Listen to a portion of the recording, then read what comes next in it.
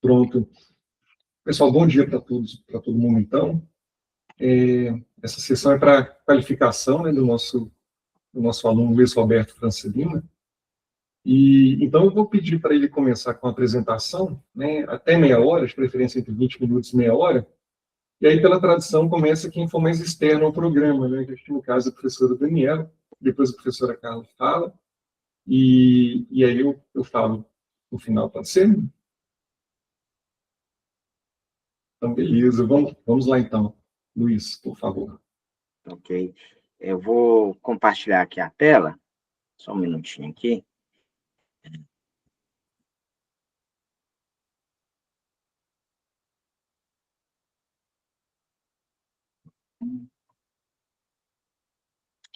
Tá ok?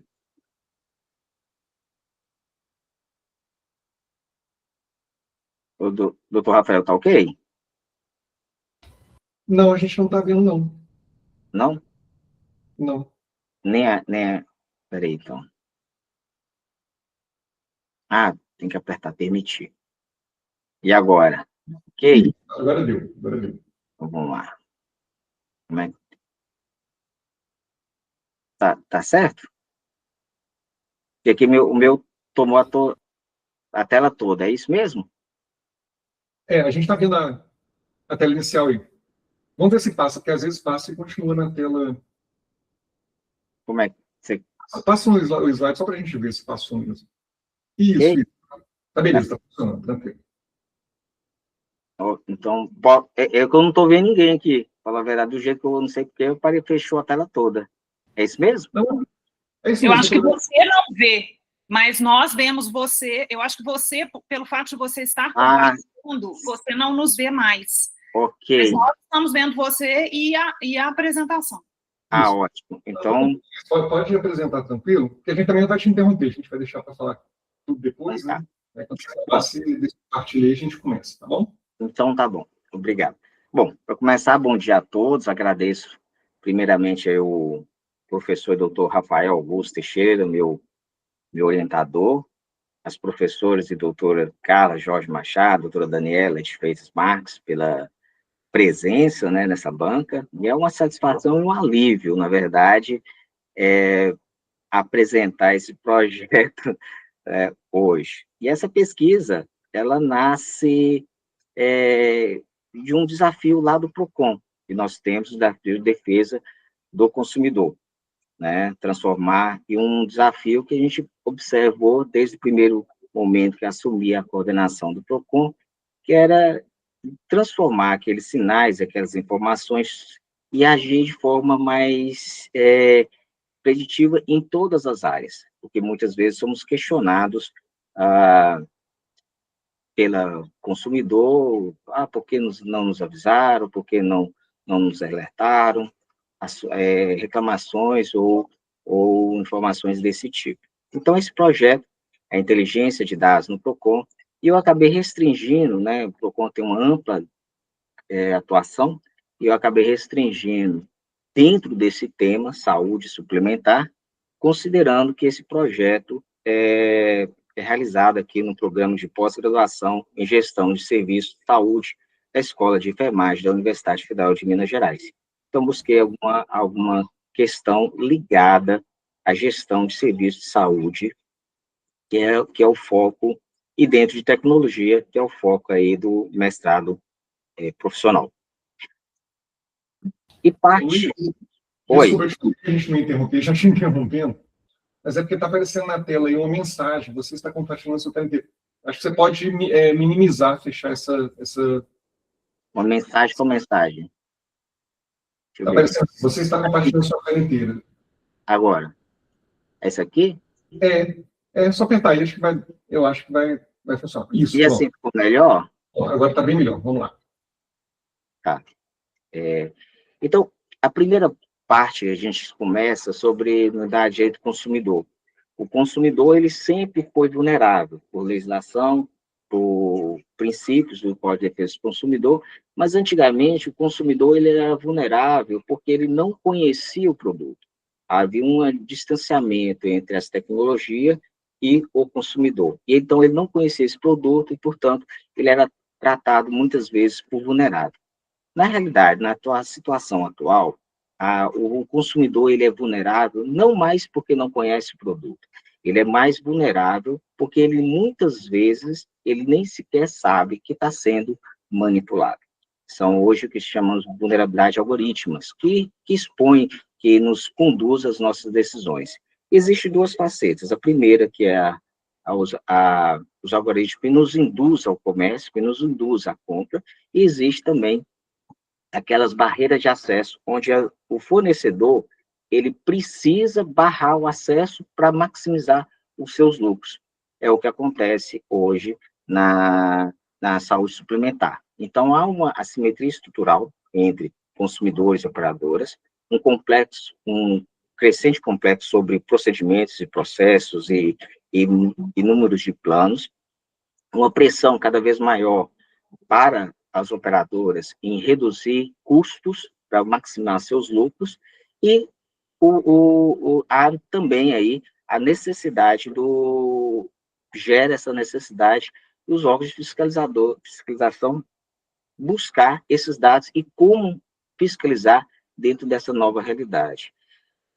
A importância desse mercado é ímpar, né? Só em planos médicos, segundo a Agência Nacional de Saúde Suplementar, revela que só para planos médicos são mais de 52 milhões de beneficiados, e o odontológico, outros 34 milhões. Então, é um mercado grande e significativo. E, em razão desse tamanho de mercado, há um número significativo de conflitos, porque são mais de 50 milhões de brasileiros e tem essa relação conflituosa. E grande parte desses conflitos cai no PROCON, nas reclamações do PROCON. Não é a única fonte, são várias fontes, porque não há necessidade do consumidor buscar o PROCON para resolver seus conflitos. Tem o judiciário, tem as próprias ouvidorias das agências suplementares que buscam essa solução. Mas, e hoje? Como é que é? Então, hoje nós nos deparamos com o PROCON, com a Senacom, os diversos órgãos, uma quantidade de dados, de informações, que são as reclamações, e eles não são devidamente trabalhados. Como funciona, basicamente? Uma ação reativa em cima de uma reclamação recebida. E eventualmente, né, ou por sensibilidade, no caso do Ministério Público, avalia e entende aqui como uma causa coletiva, ou se faz a seguinte questionamento, uma pesquisa. Vamos verificar quantas reclamações ocorreram sobre esse assunto. E, checando o número significativo de reclamações, se reconhece a coletividade e assim há uma ação coletiva. Essas duas formas são formas que não atendem a dinâmica que eu gostaria de ver no PROCON. Então, as soluções nossas é transformar esses registros, né, em registros de inteligência, com a capacidade de identificar padrões, né, os padrões sistêmicos, e apoiar essas decisões mais preventivas. O PROCON, ele não ao reconhecer determinada prática, não quer dizer que ele está punindo, mas ele pode ter uma ação de tentar contornar ou dar advertência ou pedindo explicações sobre determinadas situações. Então, nós acreditamos que existe, sim, que possa existir, na verdade, né, que possa existir padrões negativos de cobertura e descredenciamentos que revelam alguma prática sistêmica, ações coordenadas.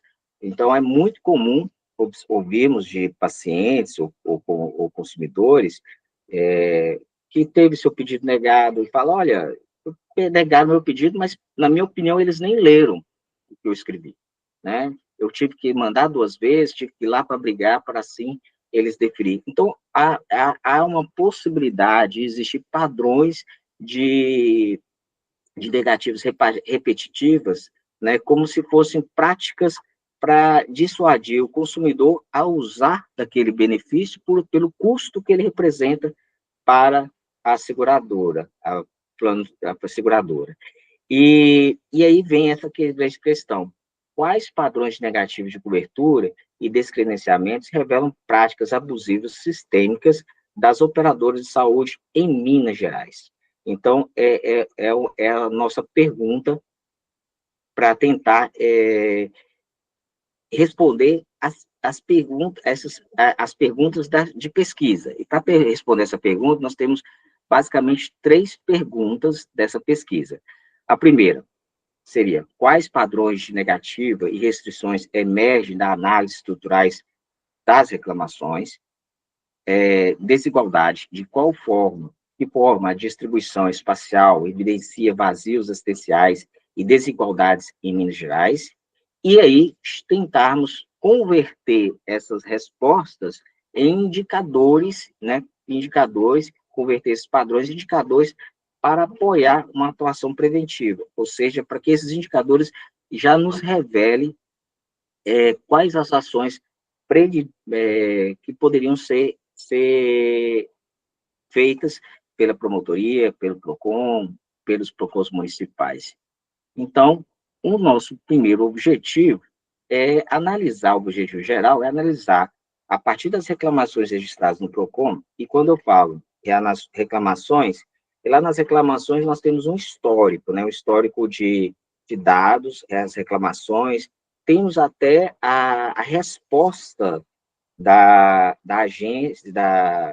agência, né, da empresa, mas, a princípio, eu pensei em parar só nas reclamações, porque o objetivo é buscar, a partir dessas reclamações, a existência de padrões de atuação dessas operadoras com foco em práticas abusivas sistêmicas, ou seja, especificamente aquelas práticas que são corriqueiras, são como se fosse uma prática, uma política pública, uma política velada ou escondida, ou não declarada pela empresa para barrar esse consumo, através desses algoritmos aí que a gente supõe existir. Então, os objetivos específicos nós temos: estruturar essa base, identificar sazonalidades, analisar efeitos de fusões, mapear desigualdades territoriais e desenvolver aí, por final,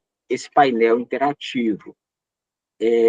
Talvez eu coloquei aí, mas talvez só o relatório analítico desses padrões.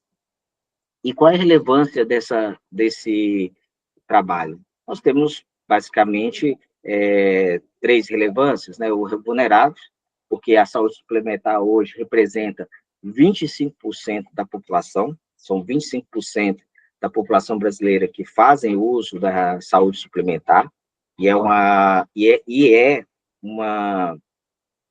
marcado por uma profunda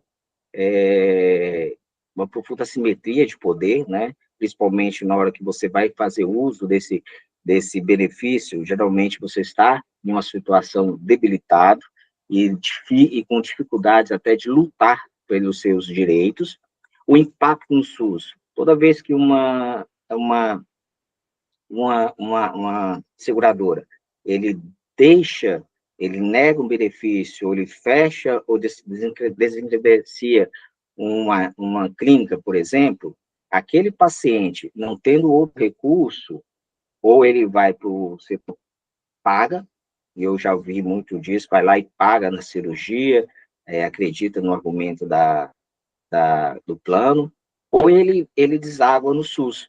E o SUS acaba suportando esse ônus que seria da seguradora.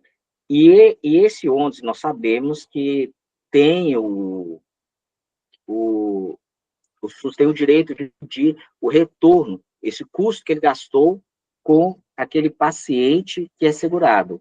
Mas nós sabemos que essa lei, ela não é efetiva, o uso dela, o retorno dela é quase insignificante perto do que o SUS acaba suportando com pacientes que eram beneficiados por algum plano de saúde. E, por fim, é claro, nós temos o Procon-Data, que é basicamente um acervo de dados, né, que é utilizado através dessas pesquisas, mas ela precisa ser modernizada, ela precisa responder e trazer informações mais rápidas e mais amplas, porque nesse mundo de dados, de reclamações, o olho humano, né, é difícil você conseguir ter essa leitura de todas as reclamações e fazer esse link entre essas reclamações e entender uma causa coletiva. Principalmente que muitas vezes as reclamações são esparsas no Estado, né? Temos uma reclamação em Manga, temos outra reclamação em Governador Valadares, temos outra em Juiz de Fora. Então, o promotor de Manga, o promotor de Juiz de Fora, o promotor de Governador Valadares, eles não têm, às vezes, essa consciência que se trata de uma questão coletiva maior e não um caso isolado, um caso único ali. E para sustentar essa nossa trabalho, essa justificativa, a gente justifica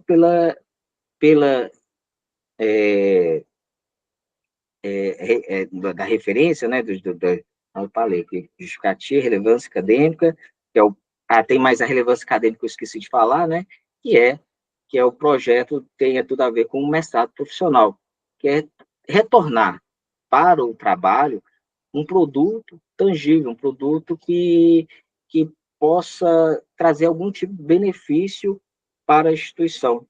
Então, eu acredito que se esse teste Bosch funcionar e atender, ele não vai ser só para a saúde suplementar, mas, na verdade, ele pode atender todas as áreas do direito consumidor do PROCON. Nós temos milhões de reclamações, né, e eu até escolhi também a saúde suplementar pelo menor volume, porque na dificuldade de anonimização.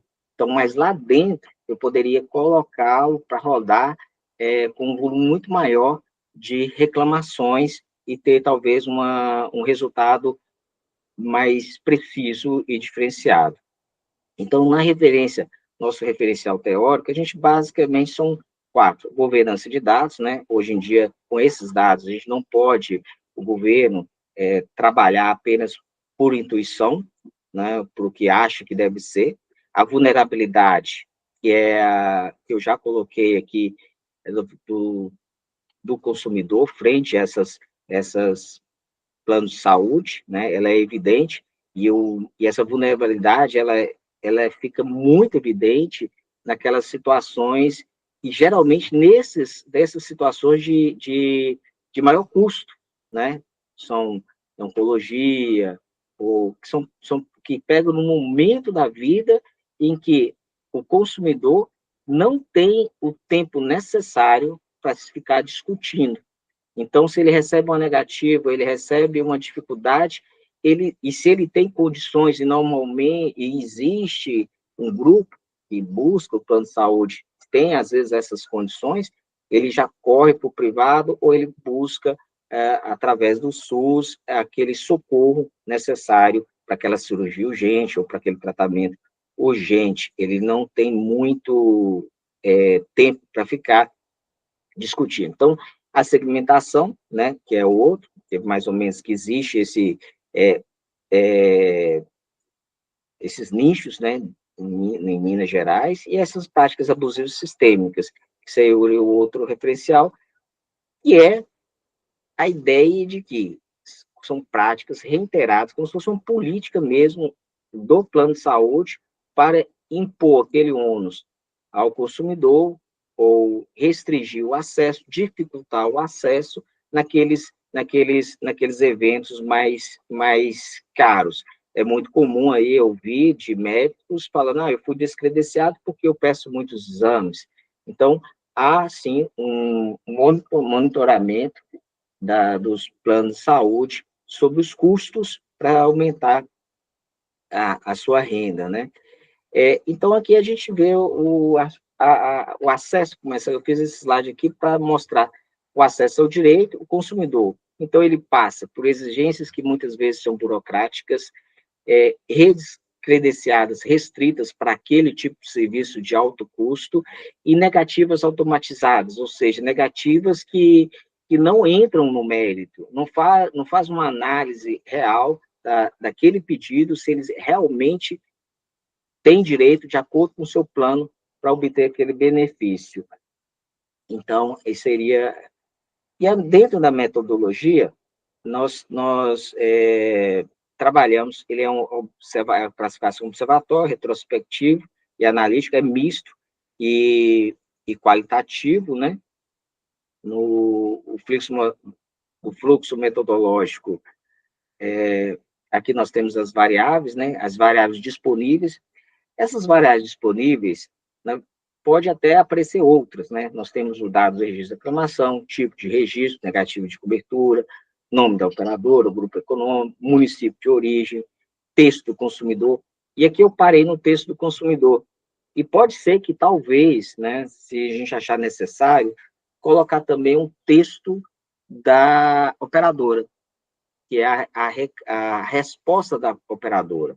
Até talvez para identificar um padrão de resposta idêntico, pode ser talvez um indício, né, um padrão de resposta idêntico para aqueles casos semelhantes, onde a operadora responde quase que de forma automática, né? Mas eu não quis no início colocar, porque eu não busco aqui investigar o mérito, não investigar se realmente naquele caso a operadora tinha direito, estava com a razão, ou era o consumidor, mas apenas encontrar dentro desses estudos mecanismos viáveis para identificar práticas, né, ou práticas suspeitas de condutas abusivas sistêmicas, e assim criar alertas para o PROCON, ou para a promotoria atuar. E as variáveis construídas? Essas variáveis construídas, né, são as variáveis que serão construídas ao longo da pesquisa. Né, tipo de problema, né, a primeira parte é negativa de procedimento, descredenciamento de carência, mas podemos obter outros tipos de problema à medida que formos analisando as reclamações. Grupo de especialidade. Basicamente, a gente está definindo o alto custo, mas pode aparecer outros que pode não parecer de alto custo, mas geram uma dificuldade para o plano de saúde atuar, e cria aí talvez algum empecilho. Gravidade potencial, né, risco de morte, urgência, e tem um fator para avaliação que, nesse período, teve algumas fusões, e durante essas fusões de operadoras, há um aumento significativo de reclamações. O procedimentos analíticos. O fluxo metodológico tem 4 etapas principais. O primeiro, que é o ETL, né, extração, transformação e rodar, né, que é a limpeza, padronização e anonimização rigorosa desses dados. Depois, vemos a classificação, que seria o uso de dicionários, classificação dessas narrativas, né, para classificar como seriam feitas essa classificação, dicionário estruturado, problemas, gravidades, ainda vai ter que ser definido. Depois, terceira, a modelagem estatística, né, que são os meios que seriam utilizados para contagem, eventual teste de hipóteses, para comparar períodos, e o objetivo aqui não é fazer a inferência causal, e sim compreender mesmo os padrões das reclamações, né? O que significa estatisticamente. E aí, no fim, desenvolver um protótipo de painel interativo com base no que foi encontrado, quais são os indícios que possam ser utilizados. Aqui. Aspectos éticos, né? São totalmente, os dados, eles são, o PROCON, eu consigo obter do PROCON esses dados já anonimizados, mas por segurança, para evitar qualquer tipo de risco, esses dados serão novamente anonimizados por nós, através de uma IA local, sem nenhum, para identificar qualquer dado que seja suficiente para identificar aquele consumidor, e também esses dados, essas informações não serão publicados também, né? Ficarão internos apenas para o estudo. E os dados secundários, né, que será o uso exclusivo de registro administrativo, né, como já falei, sem identificação direta de pessoas e tal. E, por fim, nós temos o produto interativo. Esse é o nosso principal objetivo, né, a criação dashboard, que seria a visualização desses indicadores, um monitoramento contínuo em si, com base nas reclamações. No Procon, eu posso colocar esse dashboard para funcionar dentro do nosso site, né? E aí, quando eu colocar dentro do nosso sistema, eu posso, de forma manual, inserir todas as reclamações, não só do Procon, mas aquelas que, por exemplo, está no Proconsumidor, que é o grande volume de reclamações, que é mais de 100 vezes o número de reclamações. E aí, rodar.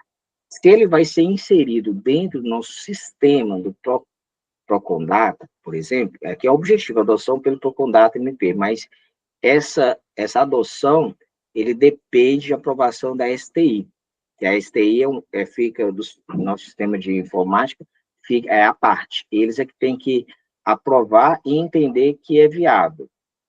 Mas eu posso usar se tivermos sucesso nesse sistema, poderemos sim utilizar, mas não integrado do Procon Data, mas como uma ferramenta à parte. Então, a entrega do mestrado, essa dissertação, né, que é quase as exigências, dissertação, produto técnico, que é o nosso principal objetivo, que esse produto técnico, ele não só atenda à saúde suplementar, mas cria os princípios para se desenvolver também para todas as demandas de direito do consumidor. E o artigo científico. Depois nós temos aí o cronograma, orçamento. Bom, basicamente, esse é o nosso objetivo, né, que é criar essa ferramenta para tentar identificar padrões e obter aí uma ação mais efetiva e, quem sabe, descobrir o que esses dados, o que esses tantos de reclamações que temos, ela pode nos revelar. Então, transformar esses dados dispersos em inteligência preventiva e buscando, assim, fortalecer essa ação do Procon de forma mais ampla, principalmente na proteção do consumidor. Agradeço novamente a banca e fico à disposição. Muito obrigado. Luiz, muito obrigado, a apresentação foi no tempo certinho. Então, como combinado, eu vou passar a palavra para a professora Daniela, e aí eu vou te pedir para anotar, né, as perguntas que ela, porventura, fizer, para você responder, depois a gente... Só um minutinho, Rafael, deixa eu ver como é que eu volto aqui. Aqui. Eu estava aqui com outra tela. Agora que eu vi que tinha outra tela aqui, que eu poderia... tá bom. Eu fiquei sem os senhores, falta de experiência. Não, tá certo, mas a gente está aqui, a gente viu tudo certinho. Bom, então, vou passar para a professora Daniela, por favor, professora, e já agradeço, viu, assim, imensamente a disponibilidade, né, e a oportunidade de participar da banca do Luiz. Bom dia, professor Rafael, professora Carla, doutor Luiz Roberto, mais pela prática, né, da profissão, a gente acaba chamando um pelo outro aí, pelo nome de doutor, pelo tempo que nós trabalhamos juntos. Dizer que é uma grande honra, professor Rafael, professora Carla, fazer parte dessa banca, principalmente assim, porque eu tenho uma profunda admiração pelo doutor Luiz Roberto, pelo trabalho dele, e nós atuamos ali, trabalhamos muito tempo na área criminal, na área penal, juntos. Aí o doutor Luiz Roberto acabou demandando do direito penal, indo aí para a área de saúde e depois para o PROCON.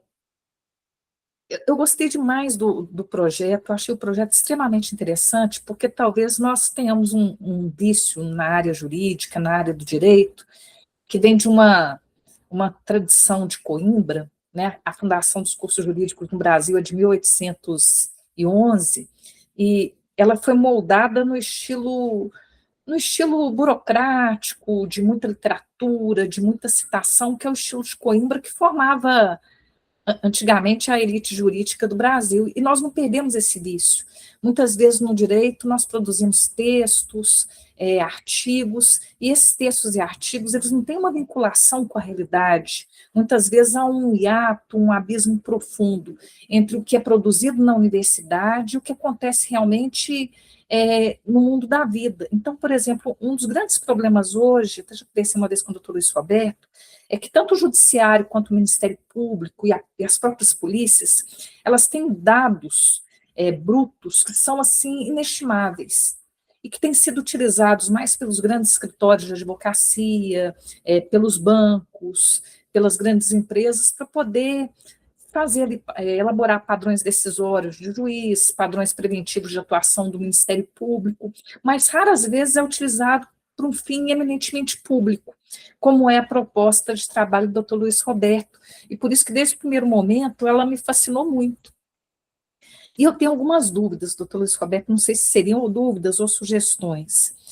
A primeira, eu tinha pensado na confiabilidade dos registros do PROCON, né, de como é estabelecido ali o protocolo de atendimento, e se teria, talvez, nesse trabalho, por meio da inteligência artificial, algumas palavras-chave para poder colher esse texto do consumidor, essa reclamação que muitas vezes é informal. E se seria possível, talvez, um compartilhamento de dados, não somente com as reclamações da Agência Nacional de Saúde Suplementar, da ANS, mas também, por exemplo, com sites como Reclame Aqui.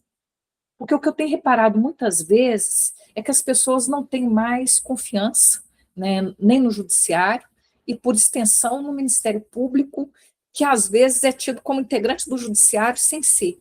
Então, eu desconfio do Estado, eu desconfio do Ministério Público, eu desconfio da polícia, eu desconfio do judiciário, e aí eu vou para as redes sociais ou para sites de reclamação e ponho ali a minha reclamação, que tem uma repercussão pública e que leva muitas vezes as agências a resolverem problemas no caso. Aí, será que seria possível esse tipo de compartilhamento de dados ou de pesquisa no Reclame Aqui ou na própria ANS, para confrontar esses dados com o PROCON, para ver até o silêncio, esse ato entre aquilo que é levado para o PROCON, que é considerado um órgão do Estado, na atuação preventiva aí do Ministério Público, ou mesmo judicializada do Ministério Público, e aquilo que é resolvido, por exemplo, em redes sociais, porque grande parte dessa clientela que paga planos de saúde, ela tem acesso a redes sociais, e ela vai muitas vezes tentar fazer valer o seu direito por meio dessa repercussão pública, dessa publicidade. Seria possível? É uma dúvida, ou uma sugestão. Uma outra questão é se poderia, né, o senhor já falou um pouco, se poderia fazer essa ligação entre a atuação dos planos de saúde com a atuação do SUS. Quer dizer, aquilo que não é rentável para o plano de saúde pagar, o que não é lucrativo, fica a cargo do SUS, fica por conta do SUS. E até que ponto, por exemplo, não há uma insensibilidade, tanto do Ministério Público quanto do Judiciário, né, principalmente, às vezes, do Judiciário, que tem ali um momento da decisão, que determina uma internação quando não há leitos, que determina o pagamento de um remédio caríssimo quando não tem alocação em recurso público de saúde, né? Qual que seria ali a demanda do SUS? O que as operadoras, os planos de saúde têm deixado para o SUS?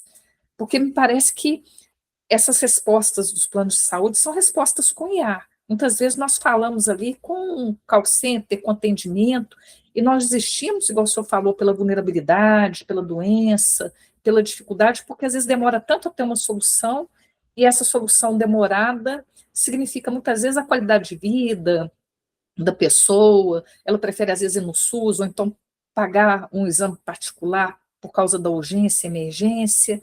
Seria possível estabelecer essa conexão? Quer dizer, o que a operadora deixa de atender, mesmo com pagamento, e o impacto direto no SUS? Até que ponto que o Estado ele não paga várias vezes por um tratamento? Uhum.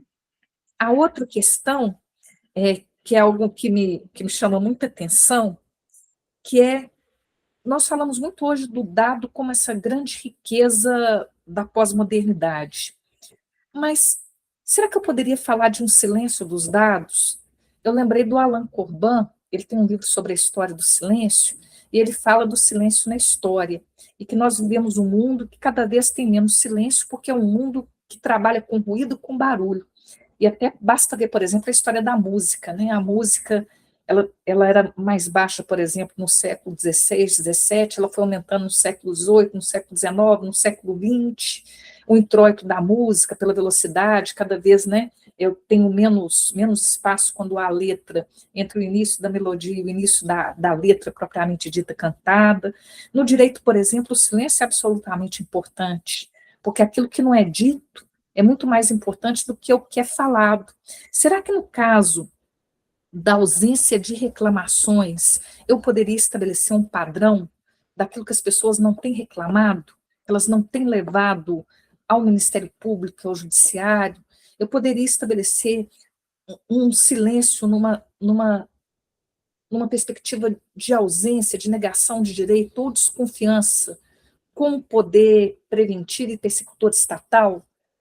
Porque não parece que as pessoas, né, não parece não, é verdade, as pessoas não confiam mais nem no Ministério Público e nem no Judiciário.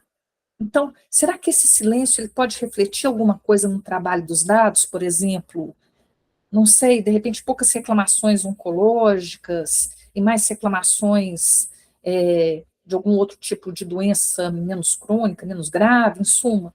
Será que o silêncio pode nos revelar essa descrença com o mundo estatal? E a outra questão que diz respeito a esse aplicativo, a esse monitoramento, qual que vai ser a negociabilidade do Ministério Público em relação aos planos de saúde?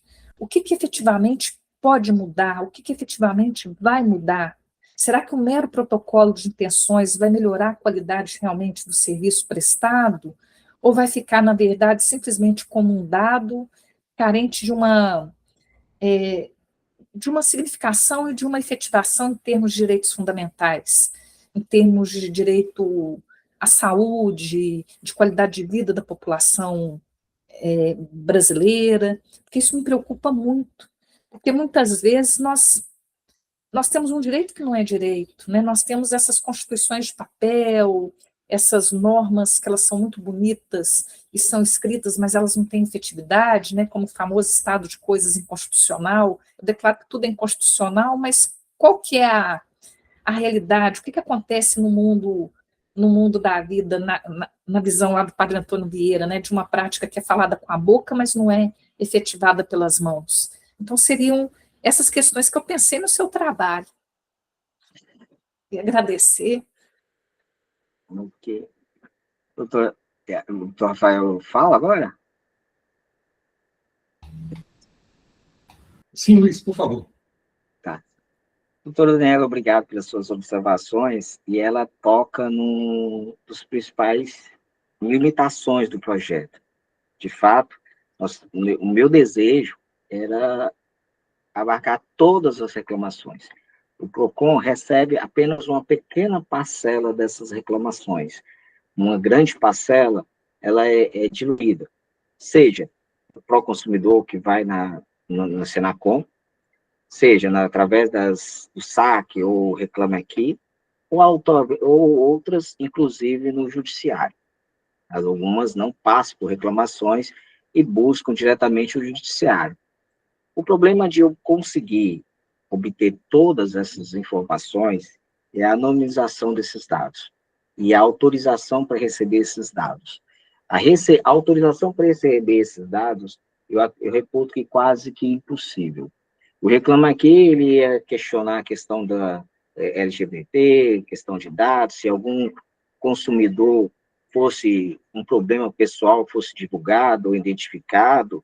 A Senacom também é a mesma coisa, a Senacom eu teria poderia até conseguir, mas seria um trabalho muito grande obter esses dados e talvez o tempo não me permita buscar esses dados.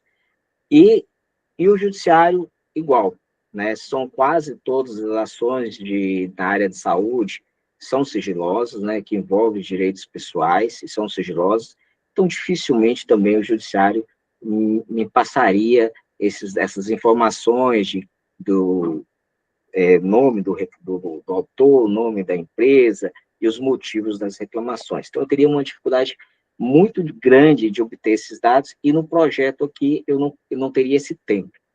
Então, nós trabalhamos, o meu objetivo foi a amostra mesmo, pegar a amostra que temos do PROCON, uma pequena amostra, porque o objetivo nosso não é exatamente criar um sistema, uma lógica, tentar identificar um sistema com indicadores capaz de revelar essas práticas. É lógico que ele vai acabar sendo aperfeiçoado na medida que recebe um dado maior, um volume de dados maior. Na hora que eu tiver esse sistema, eu posso introduzi-lo dentro do sistema do PROCON. E aí, dentro do sistema do PROCON, dentro do PROCON, eu poderia, sim, rodar esses dados lá, mas com uma ação própria. E aí, lá dentro, talvez, aperfeiçoar. Então, essa, de fato, é uma limitação nossa, mas é uma limitação consciente, porque a gente sabe, eu sei que eu não conseguiria, né? O ideal seria isso, eu buscar no Reclame Aqui, buscar essas reclamações. E, de fato, a senhora tocou muito bem na questão do silêncio.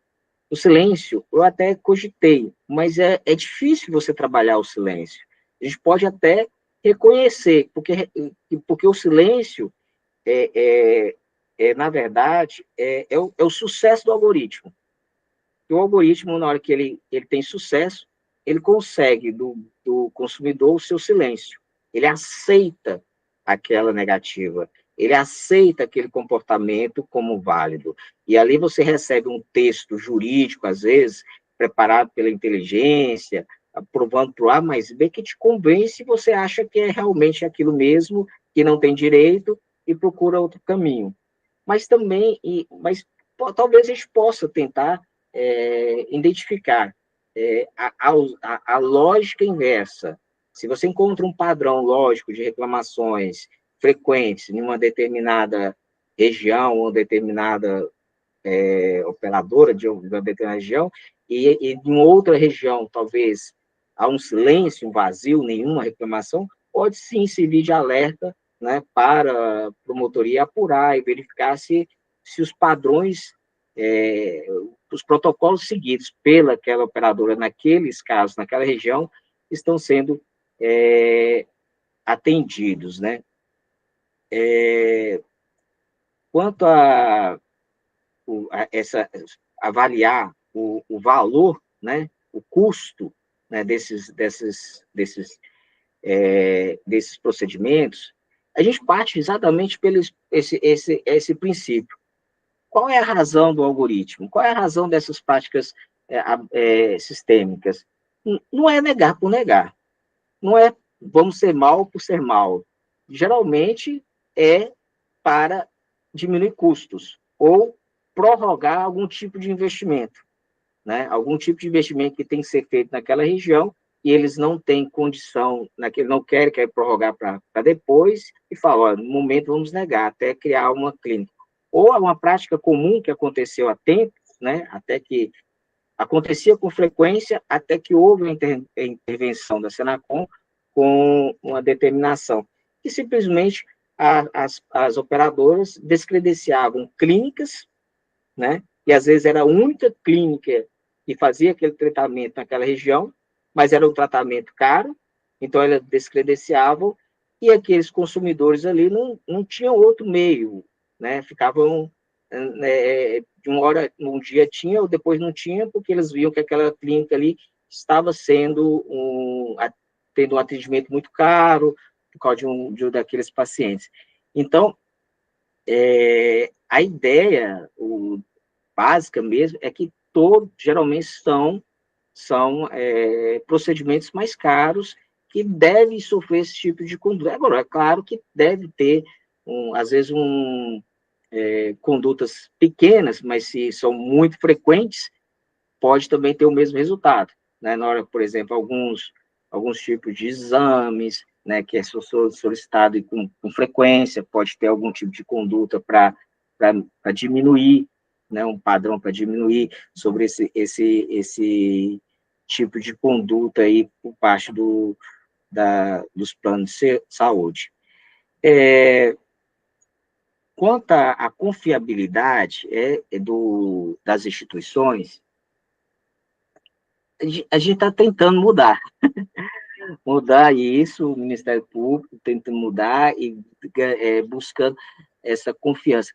Mas ainda assim, doutora Daniela, mesmo que não exista essa confiança na resolutividade, em obter esse resultado, como a gente gostaria, né? E eu defendo muito o PROCON e sempre falo para todo mundo, procure o PROCON, conheça o PROCON, procure saber o que o PROCON pode fazer por você, ainda somos muito demandados. Então, a demanda de reclamações dentro do PROCON é altíssima, né? No Brasil, são quase 6 milhões de reclamações por ano. Então, uma parcela significativa da população ainda confia, né? E com e tem um retorno muito bom. Segundo os dados estatísticos, mais de 80% dos casos são resolvidos no PROCON. Tanto é verdade que o Tribunal de Justiça de Minas Gerais, no ano passado, lançou o IDR 98, colocando como condição para entrar com ação judicial que ele tenha tentado uma solução amigável, né? Ou saque, ou procurando PROCON, e é porque sabe que às vezes o PROCON consegue, sim, resolver. Então, esse trabalho desses dados é também uma forma de aumentar essa confiança, que o PROCON também atue de forma preventiva, não espera. Um exemplo clássico, aqui a gente restringiu para a saúde suplementar, porque está na gestão de saúde, né? Mas, por exemplo, há alguns anos, a 123 Milhas faliu. Esse ano nós tivemos com o problema esqueci o nome da outra operadora, mas 123 Milhas faliu, né? Mas os consumidores vinham e falavam, mas por que os senhores não nos avisaram que ela estava falindo, que isso estava acontecendo, né? Então, hoje, talvez com os dados, o PROCON pode avaliar, falar, opa, está tendo alguma coisa errada com 123 Milhas. Há um aumento exponencial de reclamações sobre os planos, e o PROCON tem o poder de atuar, de buscar informação, de determinar a suspensão de venda de novos bilhetes, não só a suspensão, o PROCON pode determinar, inclusive, o fechamento do estabelecimento. Então, o PROCON tem um poder de ação muito forte. O PROCON pode chegar no plano de saúde e determinar, a partir de hoje, você não pode mais vender nenhum plano de saúde nesse município, porque você está vendendo um plano e não está podendo, e não está conseguindo atender os seus beneficiários, né, os consumidores. Então, o poder do PROCON é muito forte, é alto. Ele tem esse poder de atuação. Ele não é só aquele de tentar resolver, ele é também ativo. Ele pode resolver, determinar fechar, determinar suspender, fechar estabelecimento, fechar empresas. E quando há esses fechamentos, aí as empresas, bancos, do PROCON já fechou banco, proibindo o banco de totalmente contratar ou sair novos empréstimos. Isso traz 1 dia, 2 dias de funcionamento de um banco, 3 dias, sei lá quantos foi, um prejuízo gigantesco, né? Então, quando eles sentem essa força do PROCON, há uma reação automática. E talvez na saúde suplementar ainda não tenha, o Ministério Público, o PROCON não tenha atuado adequadamente, tem só atuado de forma caso a caso, ou um ou outro, por falta dessas informações. Não estou satisfeita. Uma ideia que eu pensei que talvez seria interessante para o PROCON é acompanhar a questão da execução pelos planos de saúde das dívidas que eles têm com o Estado. Então, o SUS tem encaminhado pacientes para plano de saúde, que cobra ali dívida de 700 milhões, não sei, né? Então, o SUS encaminha para o plano de saúde abater a dívida que tem com o Estado, com esses procedimentos, esses serviços. Sim, a SUS tem feito isso, mas o retorno tem sido pequeno. Até porque aí o plano de saúde vai negar, vai falar que não tinha benefício, aí entra outro justificativo. Eu até cheguei a cogitar e fazer o mestrado em cima só disso, dessa porta inversa, né, o quanto que realmente gera o prejuízo para o SUS anualmente, né, porque a quantidade de pacientes que têm plano de saúde, que são atendidos pelo SUS, e o SUS tem dificuldade, eu não sei se está eficiente ainda, mas eu acredito que tem muita dificuldade nessa identificação do paciente, nessa identificação dos custos reais, né? Tem alguns, me parece que são meio que acordos, né, aceito, mas é um assunto interessante, sim, como efetivar esse equilíbrio financeiro aí. Satisfeito, viu, professor? Muito obrigado, professor Daniel, muito obrigado, Luiz. Vamos, então, ouvir a professora Carla. Por favor, Carla. Luiz, obrigada pelo convite. Rafael, obrigada. Doutora Daniela, eu queria só falar uma coisa. Na hora que eu escutei o nome da doutora Daniela, meu marido ainda estava em casa, eu falei, Eduardo, acho que foi sua colega de graduação, e eu acho que eu conheço a senhora, nós entramos na universidade juntas. Então, tinha casa de ciclo básico. Uhum. Eu acho que nós nos conhecemos, sim. Eu estou casado com um colega seu, então, né? Com o Eduardo? Eduardo Kelles. Eu fui do colega mesmo, a gente estudou juntos. E o sócio dele também foi colega da senhora, que é o Marcelo Campos. Marcelo foi da minha sala. Tem lá o Campos e Kelles até hoje. Eu estava achando muito. E ele falou, não, foi a melhor aluna da turma, deixou claro, saiu, mas deixou claro. Então, eu queria falar que tudo que o doutor Luiz Roberto falou é verdade. Ai, meu Deus, é muito bom esses reencontros. É uma honra estar aqui, né, com vocês todos. E eu realmente, quando li, queria te agradecer, né, Luiz, pela deferência, pela lembrança do meu nome, agradecer ao Rafael também, que é meu colega e amigo do Departamento de Medicina Preventiva e Social. Não somos do mesmo programa de pós-graduação, mas sempre fazemos coisas juntos, sempre estamos juntos, né, Rafa? Luiz, o que eu achei do seu trabalho? Primeiro, te parabenizar, né? Essa é a turma do MP, Rafa, que a gente...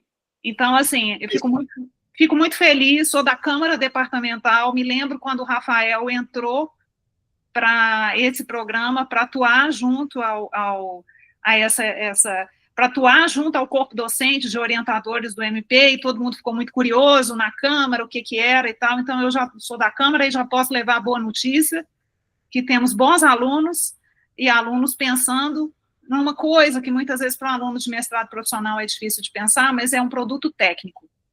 Participei da banca de seleção agora do mestrado profissional em promoção de saúde e prevenção da violência, fui das entrevistas e para todos a gente perguntou a mesma coisa, qual o seu produto técnico?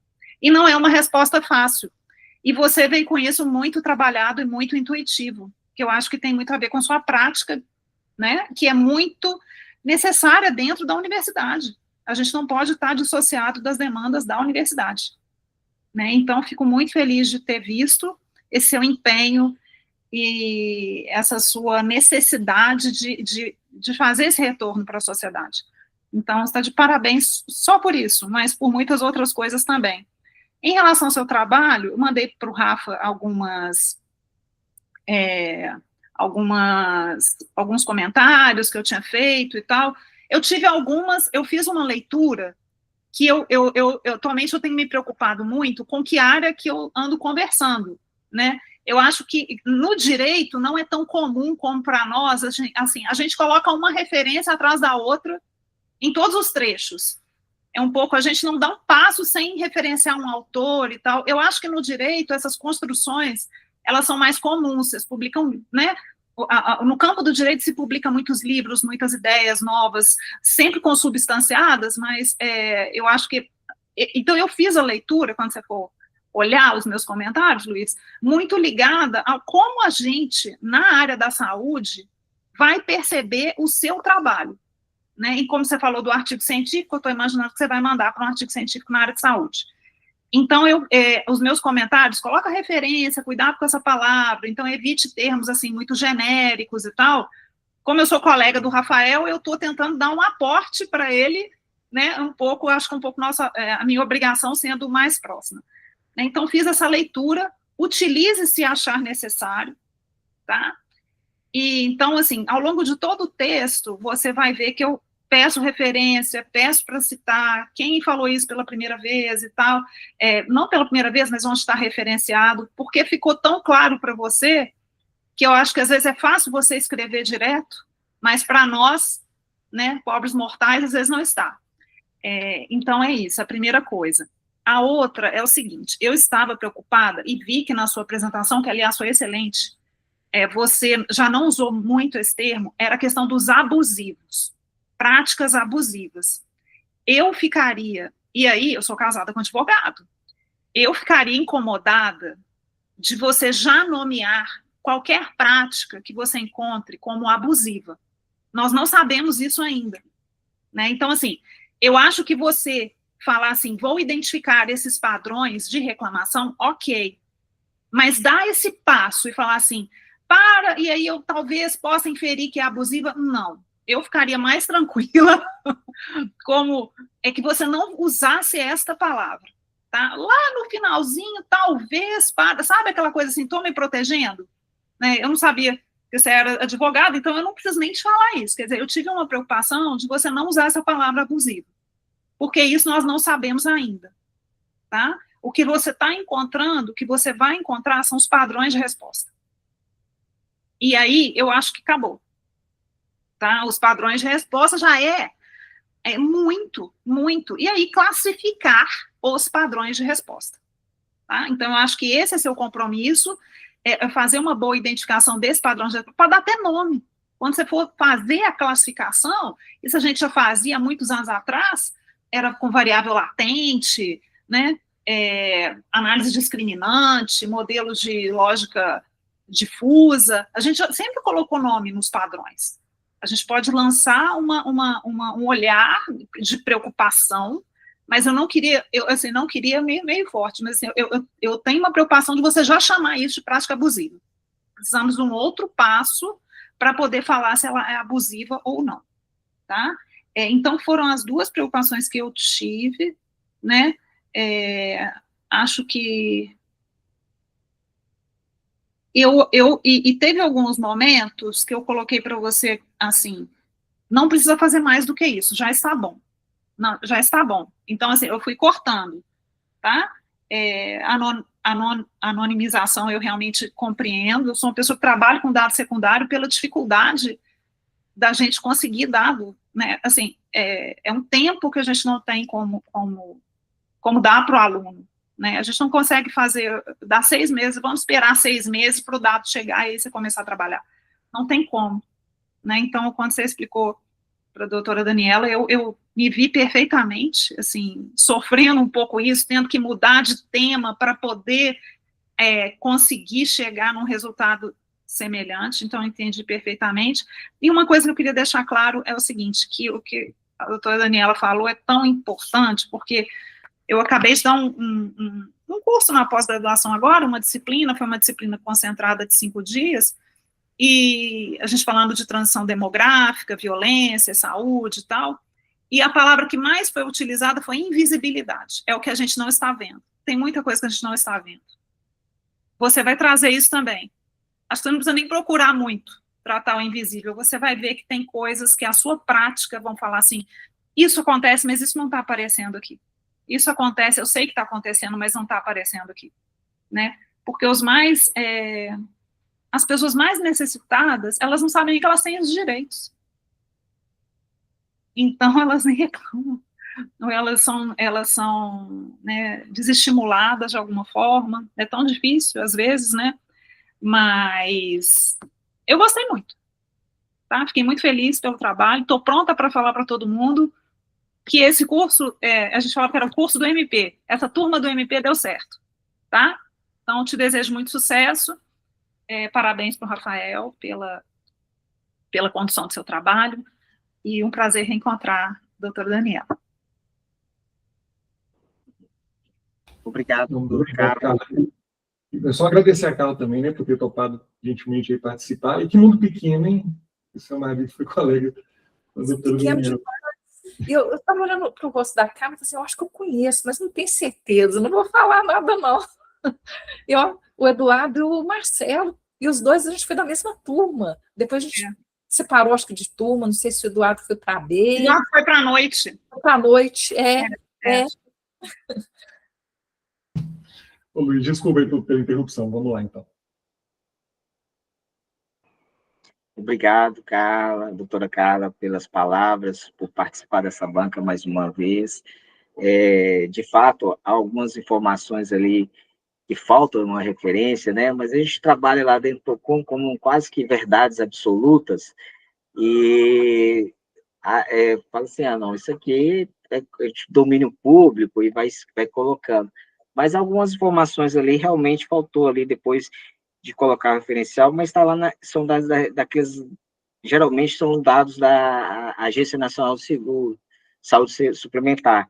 Ele sai, tem um relatório recente agora, de outubro de 2025, que passa aquelas informações dadas, número de beneficiados, porcentagem da participação dos planos de saúde no universo no Brasil, né, na saúde, e de fato então falta aí, mas com certeza vou tentar corrigir essas informações. Mas a parte mais importante que eu considero muito válida, essa sua observação sobre essa identificação, essa taxatividade de práticas abusivas.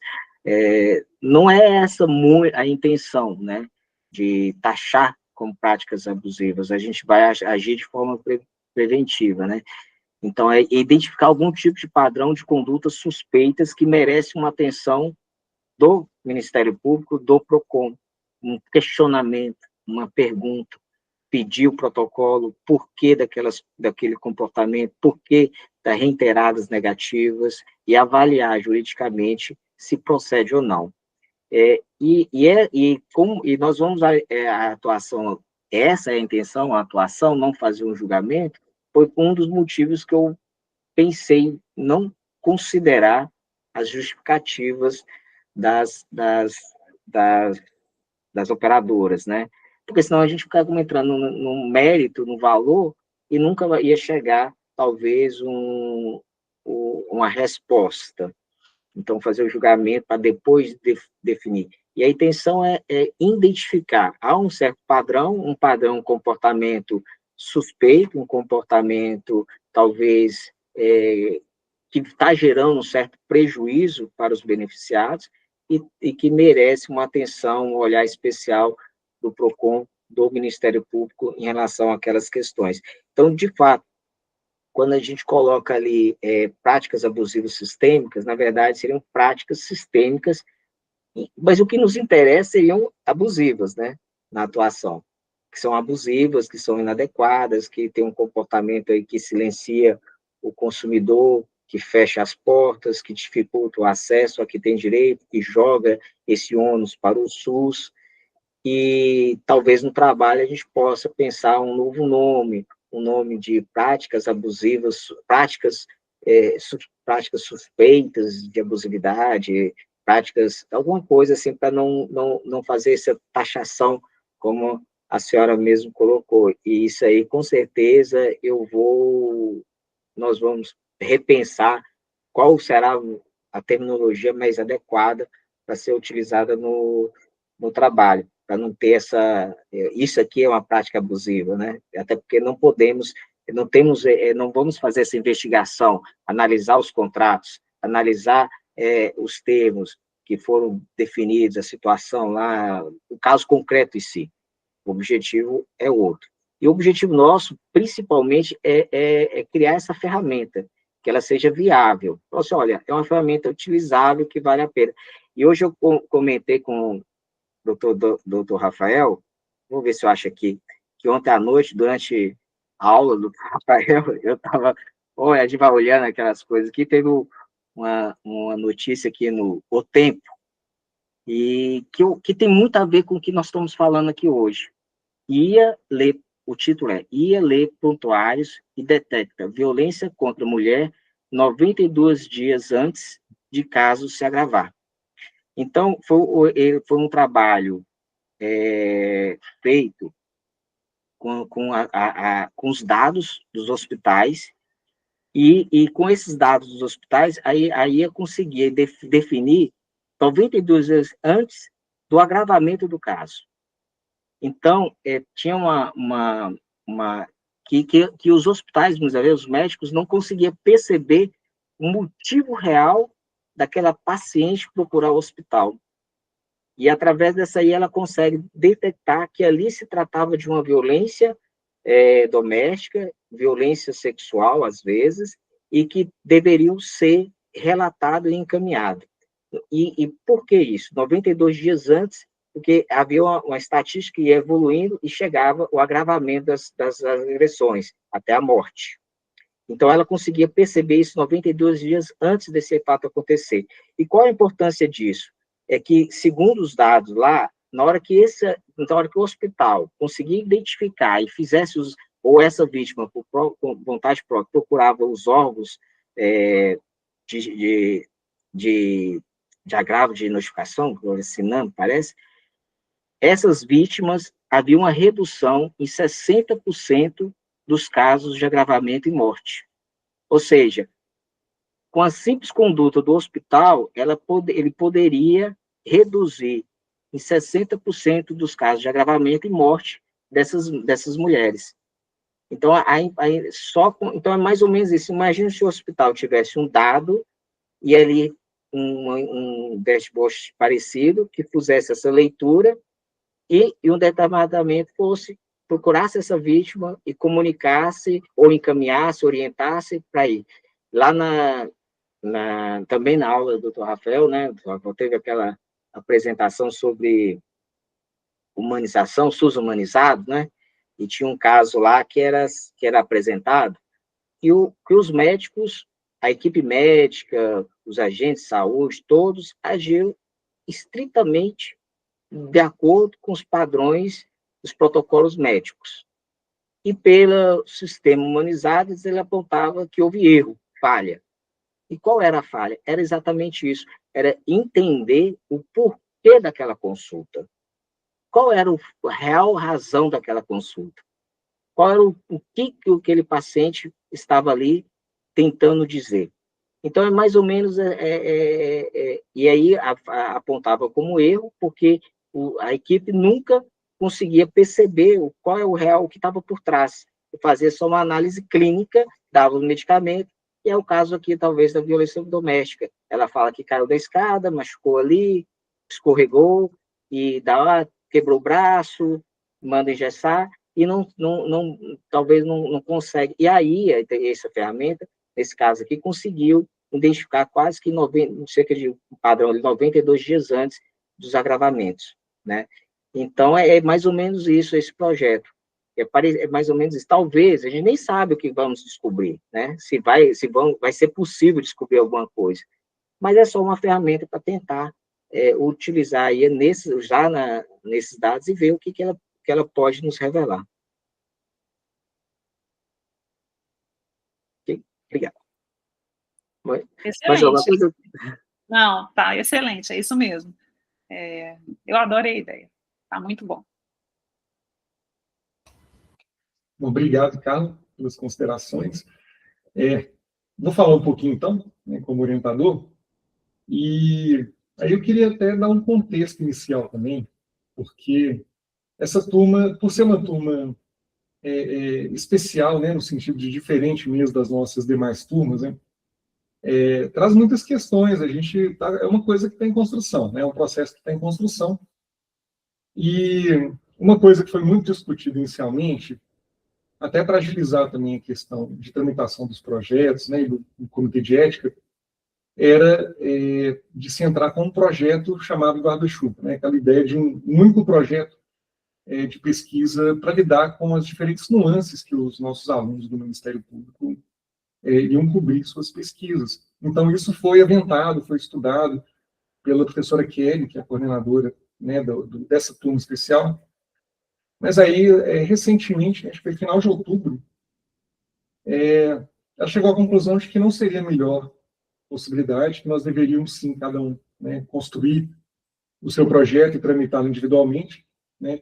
E aí entramos em novembro, que eu acho, para mim, assim, para mim é o pior mês do ano em termos de trabalho. Na saúde coletiva, inclusive, todos os eventos ocorrem nesse mês, né? Muita coisa sendo fechada também, questão de financiamento, de ministério. O Luiz também teve uma agenda muito complicada nesse mês de novembro, com muitas viagens, né? E, a partir desse momento, a gente tinha 4 semanas, realmente, para delinear o projeto e ir para a qualificação, né? Na verdade, até menos, né? A gente conseguiu uma extensão de prazo, porque o prazo estava irreal mesmo, né? A gente tinha que ter qualificado até dia 3 de dezembro. Então, a gente conversou muito, a gente foi ajeitando esse projeto, né? Reconhecemos que existem realmente, assim, vários problemas que foram levantados, inclusive, a questão... Eu acho que o referencial teórico ainda não está totalmente alinhado, né? Algumas coisas também, na introdução, a gente vai ter que melhorar. Essa questão que a professora Carla coloca das referências, né? Isso é extremamente pertinente, isso a gente vai ter que fazer mesmo, né? Porque o trabalho monográfico, né, e essa é a natureza, né, é um trabalho monográfico, embora não seja exatamente uma dissertação, né, mas um trabalho de conclusão de mestrado, mas a ideia é que um trabalho monográfico sempre dialogue com a literatura, né, tem que ter esse diálogo dinâmico, né, o que a literatura diz, o que se sabe sobre esse assunto. E talvez exista também, quer dizer, a gente sabe que também, nesse caso, existe um diálogo entre áreas de conhecimento que realmente são muito diferentes, né. E nós tivemos até muitas dúvidas metodológicas mesmo, epistemológicas, né, a respeito, porque como é que é uma revisão de literatura, né, na área de direito? Tem bases que nem a gente tem, né, a gente conhece as nossas bases, né, na área da saúde, mas como é que é na área de direito? A gente tem descritores, você não pode usar qualquer palavra-chave, tem os descritores que estão lá no DEX, né. Então, assim, foram dúvidas que eu fiz, inclusive, para a professora Kelly, né, para a gente começar esse projeto, a gente tem que entender até umas diferenças epistemológicas, porque, no final das contas, somos profissionais de saúde orientando profissionais do direito, né? E é interessante, a gente aprende muito com isso, estou aprendendo muita coisa também, né? Mas é uma dúvida que a gente teve, e eu acho que talvez, né, essa questão, né, talvez de menos citações seja algo mais inerente mesmo ao direito, né? Mas nós vamos colocar, a gente sabe que realmente o que está colocado ali são fatos, né? Eu conversei isso com o Luiz, inclusive, né? Eu passei para ele, tá, cara, assim, seus comentários previamente, e, assim, tudo ali é fato, né? Sabe-se que a gente vai correr atrás dessas fontes, né? Eu estou começando pelas questões da professora Carla, depois eu falo um pouquinho também das questões da professora Daniela. Sobre práticas abusivas, você fez a gente pensar muito, sabe, Carla? Porque, né, confessamos assim, isso passou batido por anos. Eu acho que talvez pela questão do próprio caráter fiscalizador, né? Quer dizer, é uma instituição que tem um poder fiscalizador, né, delegado pelo Estado brasileiro. Então, assim, é inerente à sua função tentar entender padrões que possam realmente prover suspeita, né? Não necessariamente determinar que é uma prática abusiva, mas pelo menos sinalizar que há uma possibilidade, que há uma suspeita. E isso eu entendo que já bastaria para o Ministério Público, né, para o PROCON, mais especificamente, atuar, né? Talvez abrir, não sei exatamente como é que seria o fluxo, mas quer dizer, investigar mesmo a possibilidade, né? E caso ela seja confirmada, né, entrar com uma ação, né, e tudo. Mas a gente esqueceu que uma coisa, né, é o Luiz Roberto, coordenador do PROCON, que quer isso institucionalmente, né, e ele está certo, acho que quanto mais a gente trabalhar com dados e veja intuição, né, melhor. Mas nós temos também um aluno do Luiz Roberto, né, que tem o CPF, que está fazendo um trabalho individual, né, e que vai citar empresas e que vai falar de práticas abusivas, né. Então, eu acho que você tem coberta de razão, a gente vai ter que pensar muito nisso mesmo, né. Talvez tomar muito cuidado com o linguajar, porque o que se quer no PROCON efetivamente, trabalhando-se com dados, é isso, é entender suspeitas de práticas abusivas. Mas o que o Luiz vai fazer no seu trabalho vai ser todo um trabalho de uso de dados para tentar refutar ou corroborar algumas hipóteses. Então, a gente vai ter que pensar isso com muito cuidado. Talvez seja o caso até de não expor o nome das operadoras, né, botar operadora X, Y, Z, se a gente pensar em nomes fictícios, porque isso não vai ser o mote do trabalho. O simples fato da gente entender que com esses dados a gente consegue mostrar que há suspeitas, né, que isso pode delinear o trabalho, inclusive, direcionar o trabalho do PROCON, isso já é um objetivo alcançado. Eu acho que tanto do ponto de vista do aluno Luiz, né, do mestrado, com seu trabalho técnico, né, com seu produto técnico e seu TCM, mas também como o PROCON, né, como instituição. Eu acho que são coisas que a gente vai ter que pensar, né. E sobre essa questão de ir além também, Carla, foi muito interessante, porque o trabalho, inclusive, está muito mais complexo que isso. Tá? Por quê? Porque esses dados são muito ricos. Assim, um pouquinho que a gente vê esses dados, a gente fala, opa, tem muita coisa para extrair aqui. Né? Então, a gente sempre fica pensando assim, será que não dá para fazer mais? Mas aí eu conversei com o Luiz, e eu tentei, realmente, a gente já simplificou, tá? Tinha muito mais coisa. Então, assim, a gente já simplificou. Eu achei bom você propor realmente uma simplificação ainda maior. Eu acho que vale a pena, né? Vale a pena a gente catar. Eu entendo que a gente fazendo uma exploração de dados que seja mínima para demonstrar a viabilidade do que se quer, né? E o Luiz concluiu o mestrado, eu acho que já é muita coisa. Tá? Mas aí eu vou até pedir uma ajuda para a Carla, minha colega de departamento, porque a gente sabe que tem muito mais coisas que a gente pode mostrar nesses dados. Tá?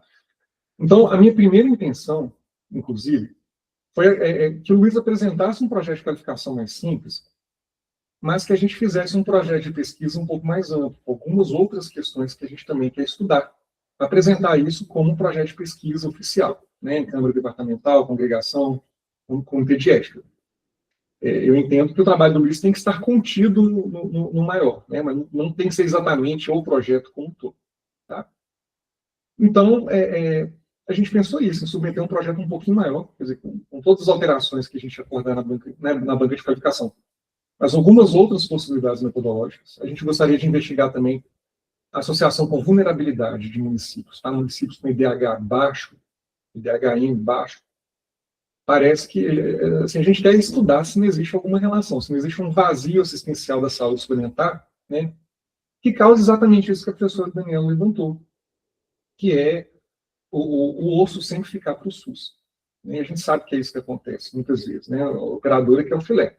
O osso, ela não quer. O osso acaba ficando para o SUS mesmo. Né? Então, isso pode ser uma coisa interessante de estudar também. Tá? Aí eu vou até te fazer uma pergunta para você responder, para você pensar, né? Responder para a gente com calma depois. O que você acha disso? Se vale a pena a gente fazer um projeto mais amplo, então, pontuando essas outras questões, ou se pelo fato da base de dados ser a mesma, né? E aquela já foi do comitê de ética também, ela pode ajudar a gente muito nisso. Se a gente pode apresentar um projeto mais simples e depois ir por outras, né, usando a mesma base, né, com os mesmos cuidados éticos, né, se a gente pode ir também para outras áreas. Tá? Aí, falando um pouquinho sobre as questões levantadas pela professora Daniela, são questões que fazem a gente pensar muito, né? Tem umas que realmente eu tenho que deixar para o Luiz, né? A questão da confiabilidade dos dados, da questão do reclame aqui, né? Da questão da negociabilidade, quer dizer, o que pode mudar de fato a partir de um trabalho mais orientado para dados. Né? Eu tenho uma suspeita, que eu vejo muito na área da saúde, né, como professor de internatural, que o brasileiro tem uma relação meio complicada com dados. Porque muitas vezes ele é obrigado a produzir dados, mas esses dados são obrigações burocráticas. Na saúde, isso é muito comum. O Ministério da Saúde exige que toda equipe de saúde da família produza dados, porque senão não tem repasse, tem questões até de financiamento. Então, toda equipe produz dados. Mas a gente tem um professor aqui que uma vez começou a estudar esses dados para a equipe, um professor de internet rural, e começou a sentar com a equipe, vamos estudar esses dados, que acho que é uma coisa que a gente tem que fazer mesmo, né? E os dados não tinham o menor, assim, eles careciam de sentido, eles não faziam o menor sentido. Aí a turma ficou apertada e falou, professor, sabe o que é? É porque a gente não tem tempo para nada, o senhor entende, né? Como é que a nossa vida é apertada? Então, como o Ministério exige esses dados por exigir simplesmente, né, eles nunca voltam para a gente de nenhuma outra forma, a gente inventa esses dados, está tudo inventado. Tá? Eu estou falando isso, é claro que não é o caso do PROCON, ninguém vai inventar uma reclamação, mas o que eu estou falando é que, a partir do momento que a sociedade sente que esses dados estão sendo usados de uma outra forma, tá? Porque eu acho que todos nós temos essa desconfiança, o que adianta, né? O que adianta fazer essa reclamação? Não vai adiantar nada, né? Adianta sim, né? Mas talvez individualmente adiante pouco. A partir do momento que o PROCON consiga realmente colocar no radar, falar assim, peraí, onde tem fumaça, tem fogo, né? Parece que a gente está vendo fumaça aqui, vamos ver se não tem fogo, né? E aí a gente vai entender padrões que nos levam a entender que realmente tem uma coisa, tem um padrão ali que é recorrente, né? Que está lesando consumidores em tempo e um espaço definido, né? Então isso vai ser realmente muito importante, né? Agora, como é que isso, o que vai mudar de fato? Acho que são questões que eu vou deixar para o Luiz, ele vai ter que discutir isso em algum momento também, né, no trabalho dele, né, na sessão de discussão, né. Eu achei interessante essa questão do silêncio dos dados, né. Eu acho que isso é algo que a gente tem que estudar. Eu acredito que, uma vez que o PROCON mude de patamar, né, e comece realmente a atuar mais ligado à análise de dados do que a intuições individuais, peculiares, eu acho que talvez isso possa mudar alguma coisa, talvez possa incentivar até campanhas mais fundamentadas, sabe, para a sociedade, de comunicação com a sociedade. É importante que a sociedade reclame, né? A sua reclamação dá resultado? Sim, dá resultado. Olha só o que aconteceu a partir das reclamações, né? Porque essas questões têm que ser divulgadas, porque se ficar como um ato burocrático chato que não leva a nada, né, acho que realmente as pessoas não vão querer abrir uma reclamação, né? Mas eu acho que o simples fato de mudança de visão, de patamar do PROCON em relação ao uso de dados, já pode dar mais elementos para que ele substancialmente trabalhe isso de uma forma mais constante, intensa, né, e ativa, de comunicação com a sociedade. Tá? E assim, eu acho que a partir do momento que a gente mudar de patamar, talvez no segundo momento seja a gente realmente entender o silêncio dos dados. Mas acho que antes a gente vai ter que entender o que os dados falam mesmo, né? Porque eles estão falando muita coisa, não estão sendo escutados. Então, acho que a grande prioridade delineada é essa mesmo, né? A gente ouvir o que os dados estão falando, e depois a gente pensar no silêncio, porque realmente, né, o silêncio é eloquente também, né? E sobre a questão das palavras-chave, acho que talvez seja mais uma dúvida metodológica, né? Sim, né, o que a gente vai fazer de uma forma mais automatizada, né, usando um conceito de programação que chama expressões regulares, e usando palavras-chave mesmo, né, que a gente vai definir no dicionário, né, as expressões regulares são mais para a gente limpar eventuais dados sensíveis, né, CEP, número de telefone, protocolo, né, a gente vai eliminar isso tudo. E aí a gente vai desenhar algumas palavras-chave e associá-las. Então, quando vier, sei lá, cancelamento de consulta, né, ou negar um exame, então a gente vai construir novas variáveis que vão ser binárias, vão ser tipo 0 e 1.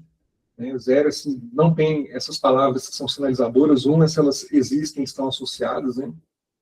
E aí o Luiz vai pegar uma amostra, né, de uns 10%, para avaliar se a gente realmente está conseguindo, aí do ponto de vista humano, né, o famoso human in the loop, né, para ver se a gente está conseguindo, de fato, classificar corretamente, se for o caso, mudar o enredo em tudo, né, mudar o dicionário das palavras para melhorar essa classificação.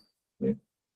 A gente pensou muito, né, isso é qualitativo, né, existe uma autora que é muito conhecida na área da saúde, que é muito usada, né, que é a análise de conteúdo, que é a Bardhan, que realmente é a grande referência epistemológica para trabalho qualitativo, né?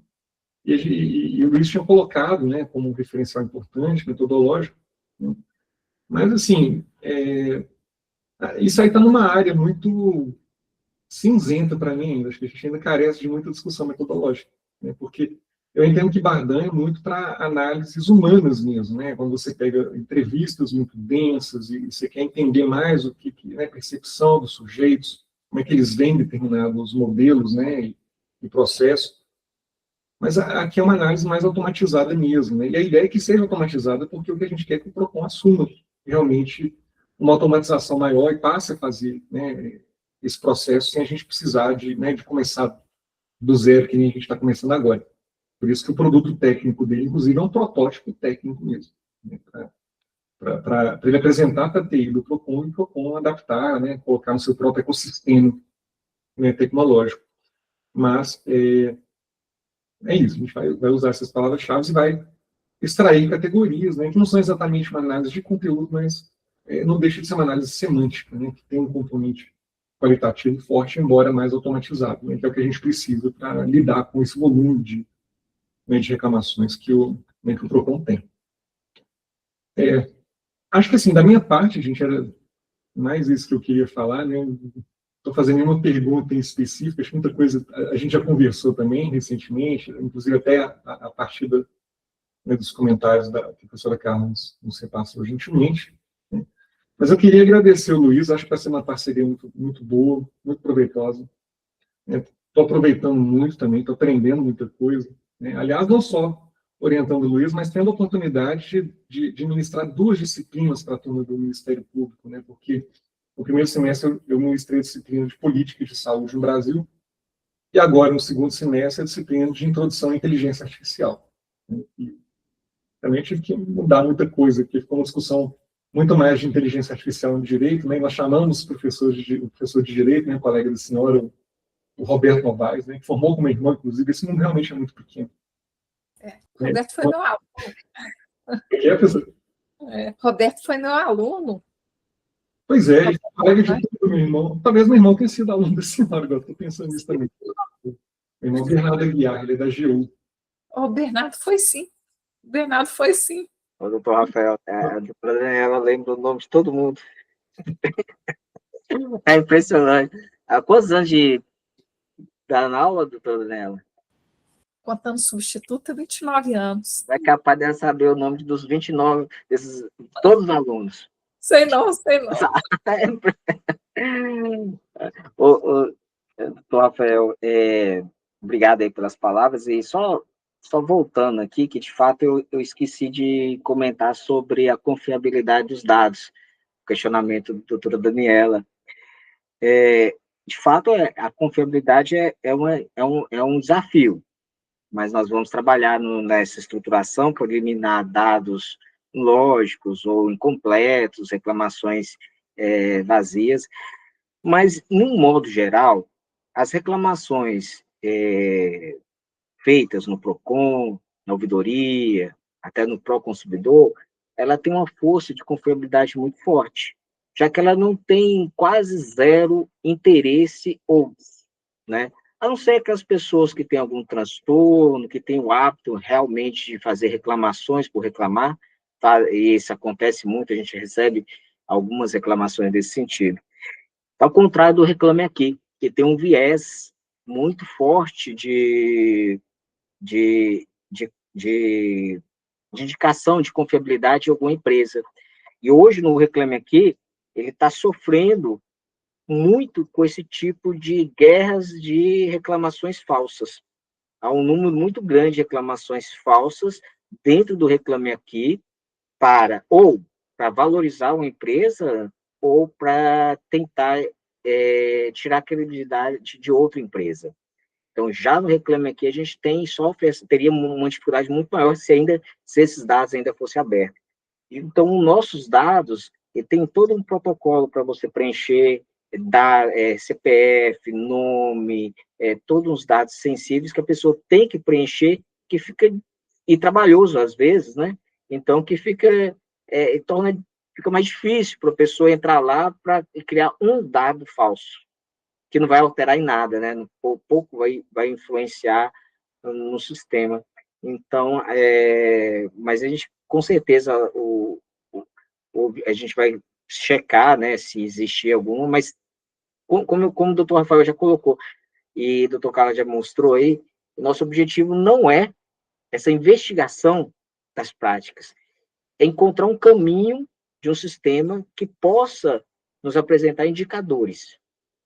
Talvez, quando colocarmos dentro do sistema nosso, eu puder levar para dentro do PROCON, dentro do nosso site, para internamente, pegar todos os dados e rodar, talvez eu consiga, porque tem uma fase do projeto, eu tinha colocado a possibilidade de a gente fazer a validação interna.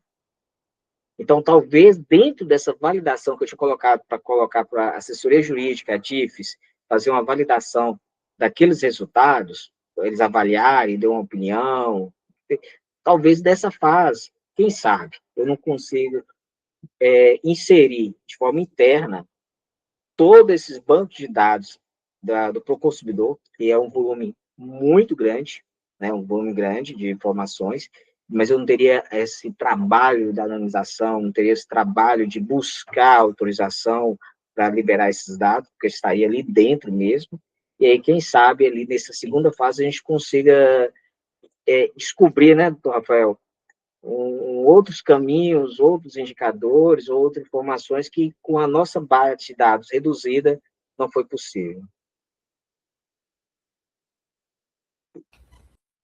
Isso, Luiz, obrigado pelo esclarecimento, acho que é isso mesmo. Bom, vamos fazer o seguinte, Luiz, eu vou te pedir gentilmente agora, seguindo as regras da nossa pós, para você se retirar, para a gente deliberar aqui sobre a sua nota, na verdade. Vou explicar isso para as pessoas, aqui é nota, não é sim ou não, né? E aí eu te chamo no WhatsApp quando a gente terminar, e aí você volta, tá bom? Poderia ser só assim, não, qualificado, não qualificado. Melhor. Tá bom. Então, é só sair aqui, né? Isso. Okay. Então, e aí, tá bom? E eu vou parar a gravação também. Tá? Valeu, obrigado. Tchau. Rafael, você está brincando que tem nota?